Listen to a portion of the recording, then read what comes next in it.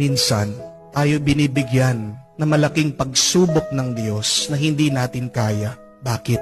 Para mapaalaala sa atin na Siya lang ang may kaya ng ating problema.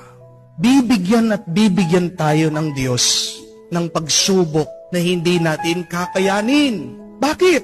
Dahil pinapaalala niya na magtiwala tayo sa Kanya dahil Siya lang ang may kaya ng ating pagsubok. Sa tingin niyo po ba, kung kakayanin lang natin lahat ng problema, tayo lang, magdadasal pa ba tayo? Hindi na po. Sa tingin niyo po ba, kung kakayanin natin lahat ng problema natin, meron pa bang magbabalik at magsisimba? Wala na. Pinapabayaan ng Diyos na tayo'y magdusa minsan para tayo ay bumalik sa Kanya at mapaalaala, ako lang ang may kaya dahil ang Diyos lang ang tunay na makapangyarihan.